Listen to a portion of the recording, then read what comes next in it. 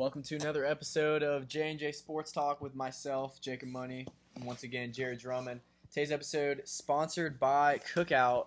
Thank you guys for always providing us with fantastic deals such as the legendary Cookout tray. Gotta love it. That's good stuff. You gotta love that. But the prices have gone up a little bit, but hey, capitalism. Capitalism, anyways.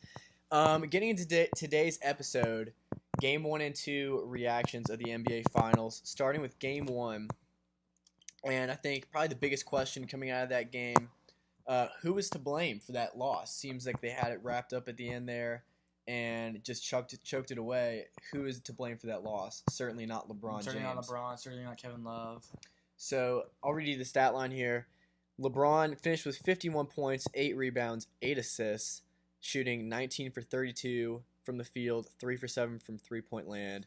And Kevin Love shooting 50% on a 21-point night with 13 rebounds. So fair showing from Kevin Love and legendary performance from LeBron James. Rest of the team, no one scored above 10 points. Tristan Thompson with a measly 2 points. George Hill, 7 points.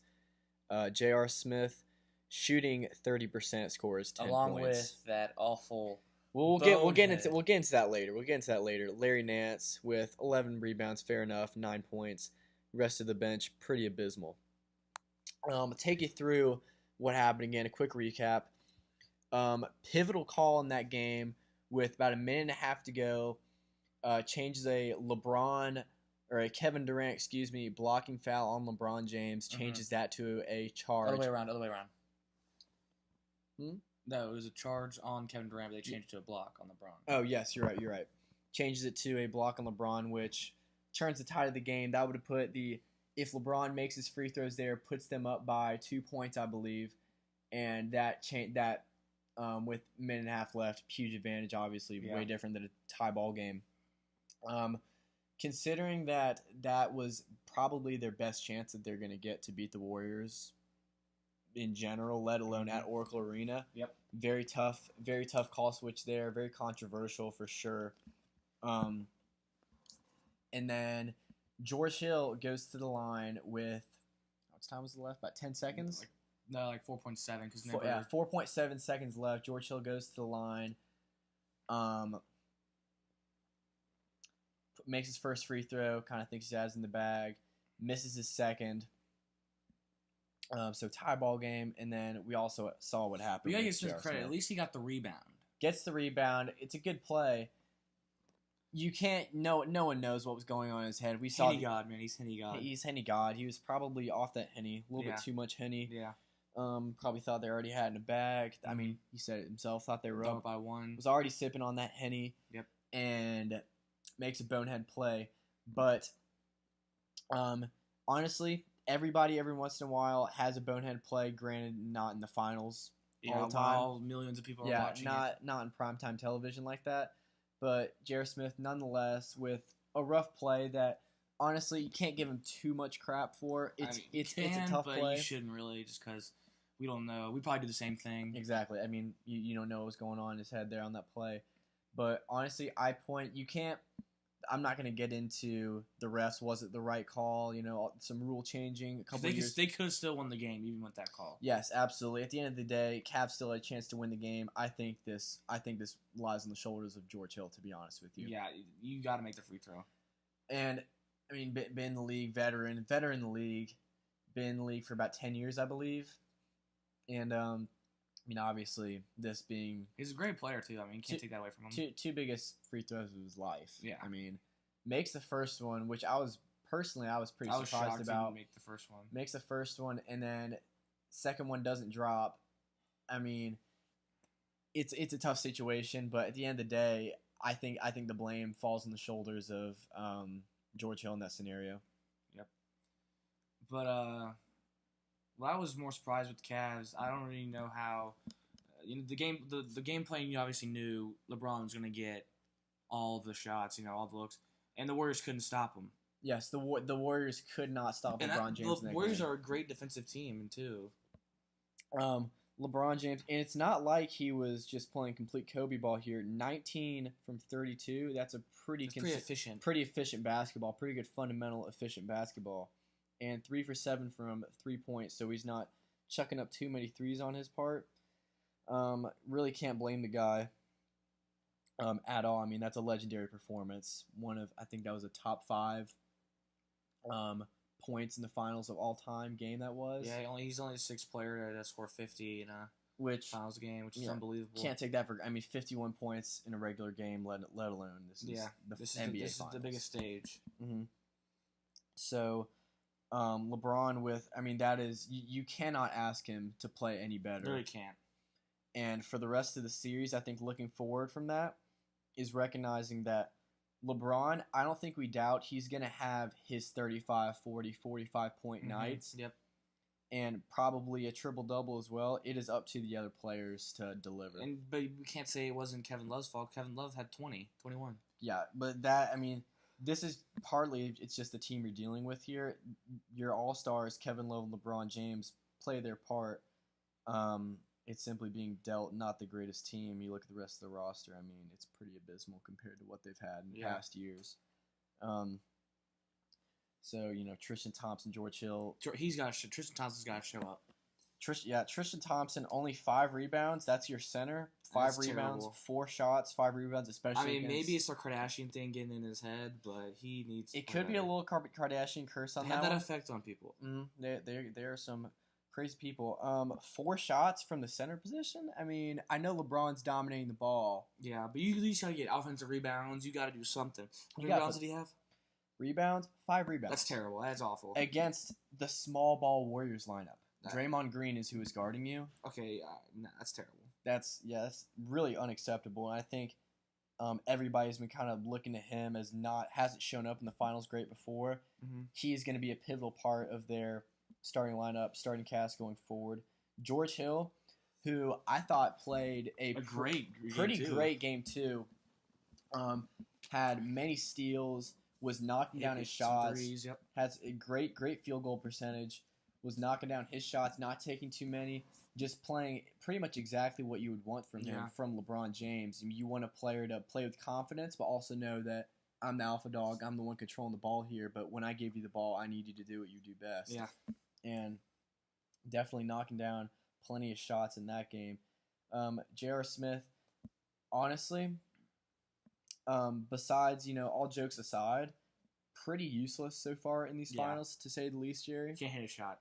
Can't hit a shot, and when he's hitting shots, it's about at like a 10% rate, so that's pretty rough. And Rodney Hood, I think, has been the big surprise for people going forward. But they haven't played him. From the amount of PT he's gotten, from him probably being one of the most offensively gifted players on this team, probably behind LeBron and Kevin Love. It's really kind of unacceptable to put him in garbage time of these games. You see flashes of it in Game 2, easy buckets from him. I think they need to get him more involved for sure. Yep. Now, Game 2, we talked about this in Episode 1, talked about the Kevin Durant ISOs and how it ruined the offense. It takes away the potency of the Warriors' offense and kind of, their true offense is ball movement and swinging the ball around, the ball finding the best shot. Kevin Durant, granted one of the greatest ISO players of all time, that cannot top fantastic ball movement. You're always going to find a better shot. The ball will always find the best shot, in my opinion. Exactly. But that's facts. I was watching the 4-Letter Network. Okay. We all hate. And they were saying you need to face guard Curry and Thompson and limit their chances. ESPN sucks. Yes. And limit their chances of getting open shots and just let Kevin Durant beat you, going back to the basket and all that. And I agree with that, but you can't limit them for too long because we saw Curry. There's only so much you can do with a team that's talented. Mm-hmm. And Kevin Durant, check his stats for this game. 10 for 14, an efficient field goal percentage for sure, but his ISOs were quite limited. And when you limit, as they should be, because when you limit the ISOs, the ball finds the best player, and you get easier open looks instead of these contested mid-range shots that he's capable. And he was of still hitting the contested, little one-leg faders in the capable of hitting those shots, but simply not as good as a swinging the ball around, finding the best Yeah. man. Stephen Curry, game 2. Oh my, that was probably now I never besides maybe the OKC game where he pulled up from Mm-hmm. half court to win the game. I think that was his best I mean, performance. top best 3-point performance in the history of the NBA Finals. No Yeah. disputing that. Breaks Ray Allen's 2010 record with 9 threes. Mm-hmm. That's unbelievable. And if you watch the game, some of those threes They're not forced threes. Besides the one he threw up against Kevin Love. Yeah. They're all good looks. They're good looks, and they're shots that when he's in his zone, he knows he can knock down at a high rate. And I just think when him and Thompson they're gonna get going. When they get going, you gotta. There's nothing you can do. The floodgates really open there, especially with Curry. Thompson not his greatest 3-point performance. 3 for 8 from 3, which. I mean, he's been getting it done all playoffs. I expect he'll bounce back. Yeah. I've bounced back fully, I think, the rest of the series. But if you look at the 3-point field goals for the Warriors, Kevin Durant 2 for 3, Steph 9 from 17, Klay Thompson 3 for 8, David West made his only 3. Pretty efficient 3-point shooting from the Warriors, and that's when they're shooting efficient shots, when they're not just playing iso ball, shooting whatever they want, when they're hitting those shots efficiently, that's when this team turns into that's the scariest team. Basically unguardable, unbeatable. I was right pleased that Kevin Durant only took 3 threes, knowing that he can get to the rim whenever he wants. He can, come off ball screens, get open looks. Mm-hmm. That's what I love about the Warriors. When I'm watching this, I love fundamental basketball. Absolutely. And when I see Steph Curry and Klay Thompson come off screens, my heart is just overwhelmed. It skips a beat because those fundamental hard it's shoulder like I'm in love screens, with the fundamental basketball. I'm in love with the game for sure. Oh my gosh, love it.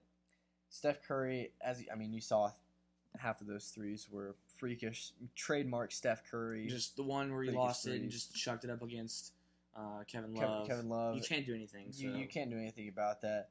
And a factor that plays into when the crowd, there's a certain buzz in Oracle Arena when Steph Curry hits a 3. When even like Klay Thompson hit a 3, then Steph. Oh my gosh, it's like it's totally different. Steph gets going, it's a different buzz in the arena, and I think that's a little science for you, a positive feedback loop. Gives him confidence. He's shooting, knocking down his shots. It's a beautiful thing to watch if you're a Warriors fan.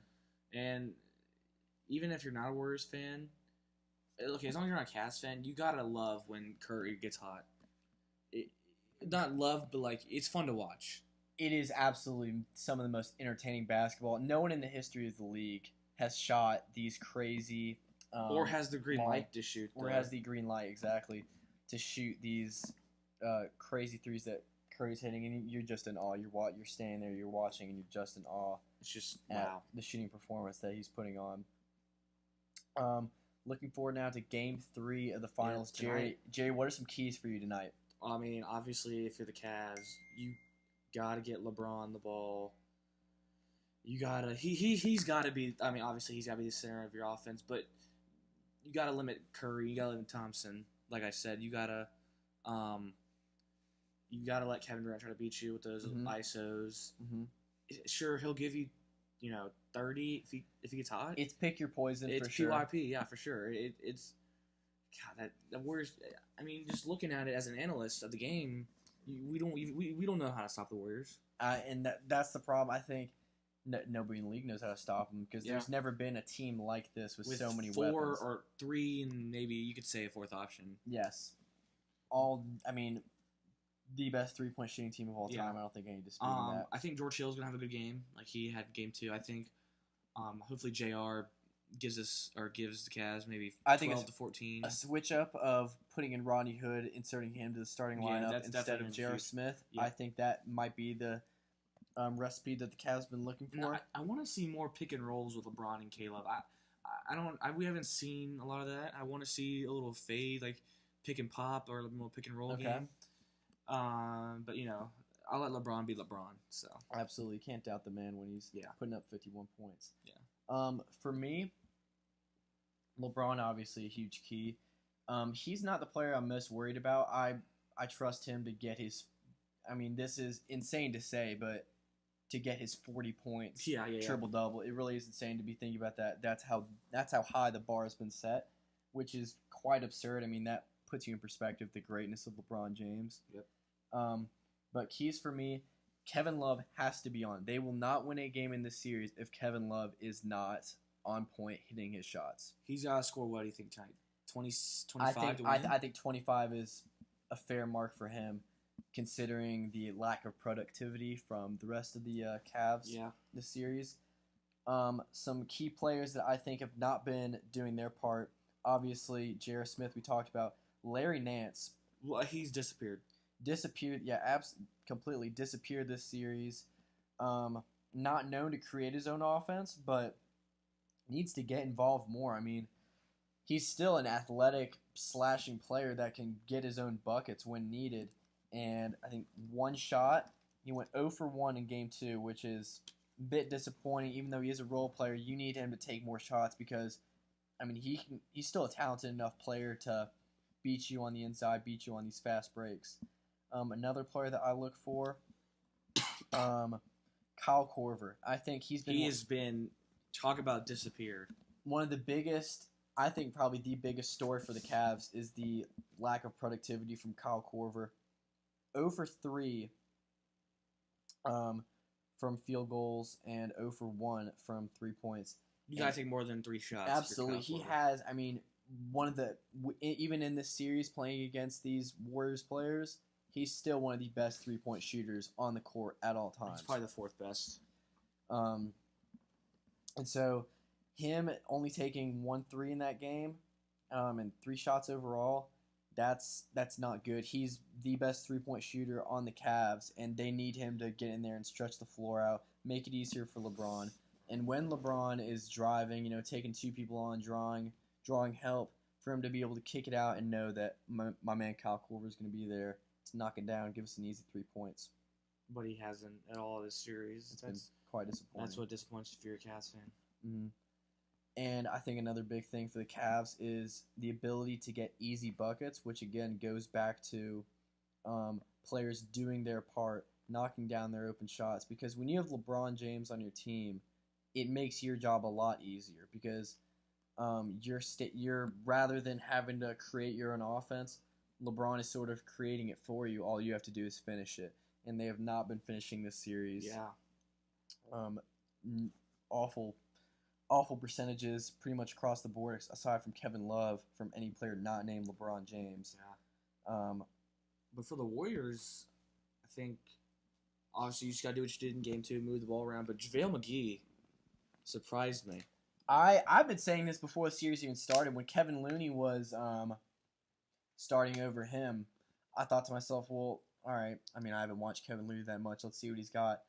To me, brings absolutely nothing to this Warriors team. No.